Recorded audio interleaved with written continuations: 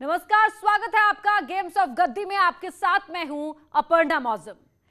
जैसे जैसे चुनाव के दिन नजदीक आ रहे हैं, वैसे वैसे यूपी और उत्तराखंड में सियासत बदलती जा रही है। इस बदलती राजनीति के बीच गेम्स ऑफ गद्दी में आज बात होगी सन ऑफ मल्लाह मुकेश सहनी के चुनावी पैतरे की। कैसे फूलन देवी की मूर्ति को लेकर यूपी की सियासत में हलचल मची हुई है।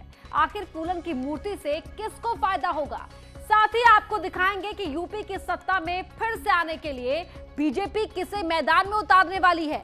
क्या सीएम योगी चुनाव में उतरेंगे। यूपी में स्वाद वाली सियासत के मायने क्या हैं और उत्तराखंड में कांग्रेस के नए सारथी कैसे बदलेंगे बाजी।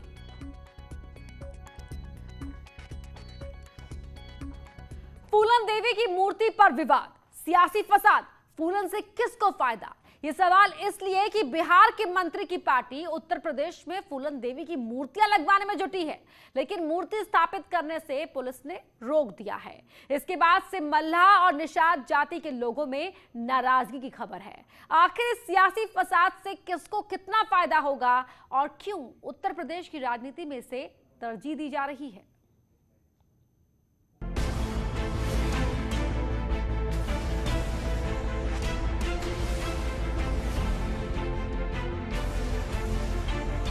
यही तो हमारे हिंदुस्तान के लोकतंत्र की खूबसूरती है कि कोई व्यक्ति कहीं भी जाके चुनाव लड़ सकता है, कोई पार्टी किसी भी स्टेट में आके चुनाव लड़ सकती है।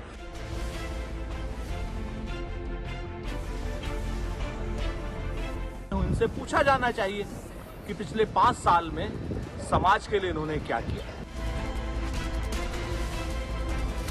किसी भी नायक या महापुरुष की जाति के आधार पर उसको जातीय नायक बताना या महापुरुष घोषित करना, उसकी मूर्ति लगाकर महिमा मंडन करना, ये उत्तर प्रदेश में एक परिपाटी सी हो चली।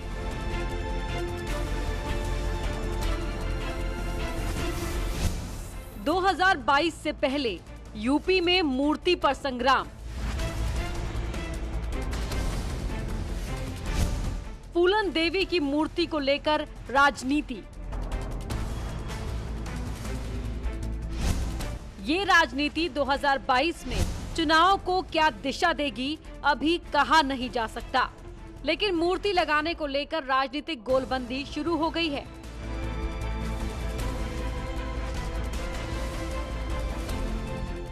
डकैत की जिंदगी छोड़कर राजनीति में आई फूलन देवी पर राजनीति ने नया मोड़ तब ले लिया जब उनकी मूर्ति स्थापित करने की कोशिश हो रही थी। मूर्ति को वाराणसी के सूजाबाद में स्थापित करना था।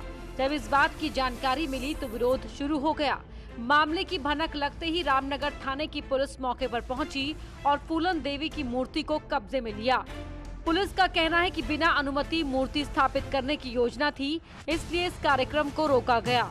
यही नहीं, करेला बाग प्रयागराज के पार्क से फूलन देवी की मूर्ति को पुलिस उठा ले गई। इसके बाद से बिहार के मंत्री मुकेश सहनी की पार्टी वीआईपी के कार्यकर्ता नाराज हो गए। वीआईपी 25 जुलाई को यूपी के 18 जिलों में मूर्तियां स्थापित करना चाहती है। वाराणसी, लखनऊ, बलिया, संत कबीर नगर, बांदा, अयोध्या, सुल्तानपुर, गोरखपुर, महराजगंज, औरैया, प्रयागराज, उन्नाव, मेरठ, मिर्जापुर, संत रविदास नगर, मुजफ्फरनगर, फिरोजाबाद और जौनपुर में फूलन देवी की मूर्ति स्थापित की जानी है। इसके लिए 18 मूर्तियां तैयार की गई हैं। ये सभी मूर्तियां मुकेश सहनी के आवास पर तैयार की गई। सवाल ये है कि आखिर इन मूर्तियों को स्थापित करने का मकसद क्या है।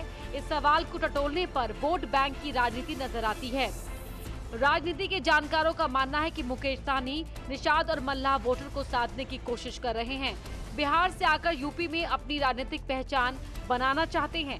निषाद, मल्लाह और कश्यप वोटर्स कुल आबादी का करीब 4% है, लेकिन पूर्वांचल में इनकी संख्या सबसे ज्यादा है। इसी तरीके से हम लोग उत्तर प्रदेश में भी समाज को, हर जाति धर्म के लोगों को, खास करके निषाद समाज के सभी उपजाति को एक प्लेटफॉर्म पे लाएंगे, एक साथ लाएंगे और उनके विचार बताए हुए रास्ते पे हम लोग चलेंगे। और 2022 में मुझे पूरा भरोसा है कि समाज एक साथ हो आ जाएंगे और समाज को बहुत बड़ा लाभ मिलना है और समाज पॉलिटिकल तरीके से मजबूत होंगे और हमारी दिल्ली का जो रास्ता है वो निश्चित तौर पर खुल जाएगा। ये मूर्तियां लगवाकर वीआईपी के मुकेश सहनी निषाद वोटों को अपने पाले में करने की कोशिश कर रहे हैं और इसलिए मुकेश सहनी ने मूर्ति स्थापित करने के कार्यक्रम की शुरुआत वाराणसी से की। साल 2022 के विधानसभा चुनाव के पहले यूपी में अपना कद तलाशने निकले। साहनी की नजर खासतौर से पूर्वी और मध्य यूपी के जिलों पर है। यहाँ के कई जिलों में निषाद वोट बैंक चुनाव में निर्णायक भूमिका निभाता है। मुकेश सहनी के इस दाव से यूपी की सियासत में हलचल मच गई है। कांग्रेस इन्हें बरसाती मेंढक बता रही है। जिन दलों ने भी पिछले 5 सालों में जनता के हितों के लिए, समाज के हित के लिए कोई काम नहीं किया होगा, वही दल चुनाव आते बरसाती मेंढक की तरीके से कभी किसी जातीय नेता का, कभी किसी धर्म के नेता को मनाते नजर आते हैं, समाज की बात करते नजर आते हैं, चाहे वो फूलन देवी जी की मूर्ति लगाते नजर आते हो। इनसे पूछा जाना चाहिए कि पिछले 5 साल में समाज के लिए इन्होंने क्या किया। जनता के मुद्दों के साथ जुड़े हुए राजनीतिक दलों को धर्म और जाति की राजनीति करने की आवश्यकता नहीं होती। समाजवादी पार्टी इस पर खुलकर नहीं बोल रही, क्योंकि मुलायम सिंह यादव ने फूलन देवी को राजनीति में लेकर आए। 1996 में फूलन देवी ने उत्तर प्रदेश के मिर्जापुर सीट से चुनाव जीता और संसद तक पहुंची। मुझे खुशी है, वो किसी महापुरुष के नाम से कुछ करना चाहते हैं। जिंदा रहते करते तो और अच्छा रहता। तो जो भी पार्टी इस प्रदेश में चुनाव लड़ना चाहती है, सब आएँ, अपने लोकतांत्रिक अधिकारों का प्रयोग करें, हिस्सा लें। जिस समाज के, जिस महापुरुष की मूर्ति लगाना चाहें लगाएं। हर महापुरुष का अपना अपना कुछ न कुछ योगदान है। हम उसके समर्थन में हैं, पक्ष में हैं। हम किसी महापुरुष की मूर्ति के खिलाफ नहीं हो सकते। फूलन देवी मूर्ति विवाद पर बीजेपी ने कहा है कि जाति पर राजनीति करना कई पार्टियों की परिपाटी है। बीजेपी विकास की राजनीति करती है, सबको साथ लेकर चलती है। किसी भी नायक या महापुरुष की जाति के आधार पर उसको जातीय नायक बताना या महापुरुष घोषित करना, उसकी मूर्ति लगाकर महिमा मंडन करना, ये उत्तर प्रदेश में एक परिपाटी सी हो चली है। लेकिन उत्तर प्रदेश की जनता ने अब जातीय राजनीति करने वालों को खारिज कर दिया है। उत्तर प्रदेश की जनता अब विकास के मुद्दे पर वोट कर रही है और 2014 का चुनाव परिणाम हो, 2017 का चुनाव परिणाम हो, 2019 का परिणाम हो या हालिया संपन्न हुए जिला पंचायत के चुनाव परिणाम हो, ये इस बात को स्पष्ट कर रहे हैं कि अब उत्तर प्रदेश की जनता केवल विकास के मुद्दे पर वोट करेगी। जाति के आधार पर जो भी राजनीति करना चाहते हैं उनको जनता खारिज करेगी। बिहार में बीजेपी और नीतीश सरकार में मंत्री मुकेश सहनी यूपी की सत्ता के संग्राम में जिस तरह से उतरे हैं, उससे राजनीति में ट्विस्ट आ गया है। उनकी मौजूदगी किसको कितना फायदा पहुंचाएगी और किसको नुकसान, इसका आकलन भी शुरू हो गया है। खासकर पूर्वांचल में मुकाबला दिलचस्प होगा। Bureau report, news 18।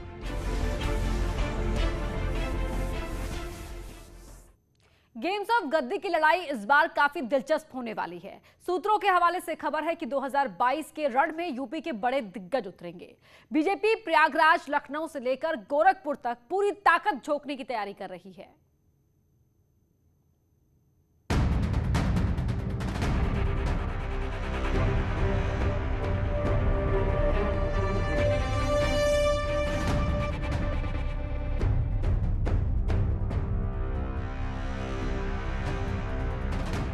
क्या 2022 के संग्राम में चुनाव लड़ेंगे सीएम योगी?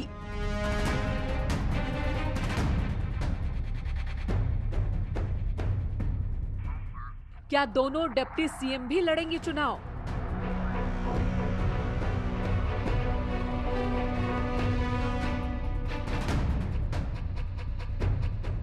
ये सवाल कई लोगों के मन में था। अब इस सवाल का जवाब मिल गया है। न्यूज़ 18 को सूत्रों के हवाले से मिली खबर के मुताबिक सीएम योगी, डिप्टी सीएम केशव प्रसाद मौर्य और डिप्टी सीएम दिनेश शर्मा भी चुनाव मैदान में उतरेंगे।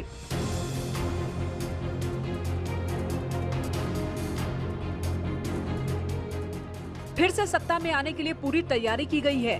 कौन कहां से लड़ेगा, इस पर भी मामला लगभग फाइनल है।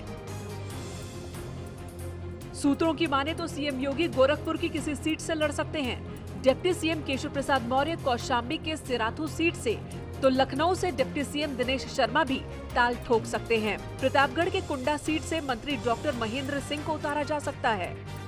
एक तरह से बीजेपी ने अपने बड़े नेताओं को चुनाव मैदान में उतारने की तैयारी कर ली है। सूत्रों के मुताबिक सीएम योगी गोरखपुर के किसी सीट से लड़ेंगे, लेकिन अयोध्या को लेकर भी चर्चा हो रही है। ये तो हमारी सौभाग्य की हमारे लिए बात होगी कि माननीय मुख्यमंत्री जी अयोध्या से चुनाव लड़ते हैं, और ये प्रसन्नता की बात है क्योंकि माननीय मुख्यमंत्री जी परम पूज्य महंत योगी आदित्यनाथ जी का अयोध्या के प्रति समर्पण भी लगाव भी है। तो आपको सीट छोड़नी पड़ेगी।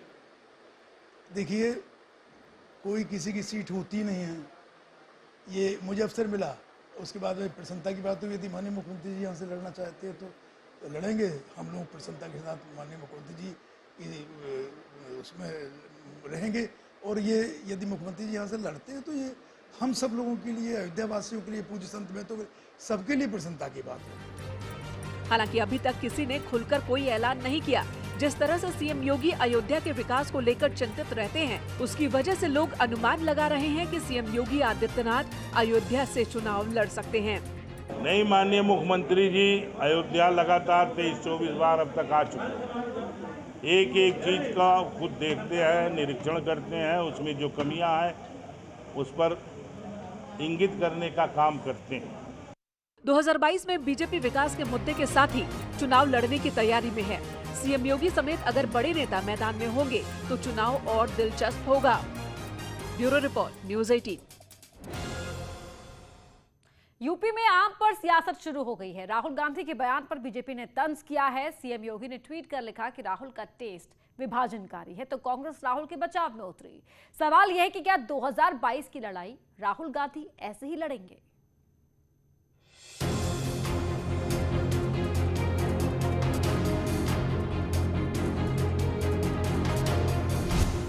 पहले समझ पर सवाल, अब आम पर बवाल। I don't like UP arms. I like Andhra. We thought only Kerala. I like Andhra. It's a matter of taste. Which one? The Seri? Langla is still. Langla is doable. The Seri is too sweet for me. क्या ये UP पर राहुल का self goal है? BJP ने पूछा, अमेठी हारे इसलिए UP से किनारा। अभी 3 घंटे पहले राहुल गांधी की बातचीत के बाद बोल रहे थे कि हमको यूपी के आम पसंद है। इनकी विचारधारा देखो, अमेठी रायबरेली के पास था, इनको यूपी के आम पसंद नहीं। अरे राहुल जी, उत्तर प्रदेश को कांग्रेस पसंद नहीं, क्या बात कर रहे हैं आप? 2022 के लिए प्रियंका गांधी सड़क पर उतरकर प्रचार कर रही हैं। उनकी पार्टी के कार्यकर्ता संघर्ष कर रहे हैं, लेकिन राहुल गांधी अपनी ही धुन में हैं। वो कहते हैं कि उन्हें यूपी का आम पसंद नहीं है, लंगड़ा आम कभी कभी खा सकते हैं। राहुल को आंध्र प्रदेश का आम पसंद है। I don't like UP arms. I like Andhra. We thought only Kerala. I like Andhra. It's a matter of taste. Which one? The Seri? Langla is still. Langla is doable. The Seri is too sweet for me.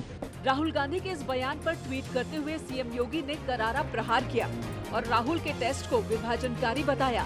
CM योगी ने लिखा, श्री राहुल गांधी जी, आपका test ही विभाजनकारी है।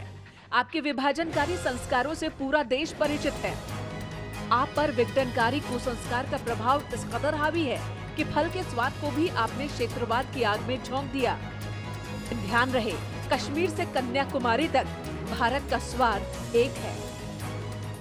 केंद्रीय गृह राज्य मंत्री अजय मिश्रा ने भी राहुल को आड़े हाथों लिया।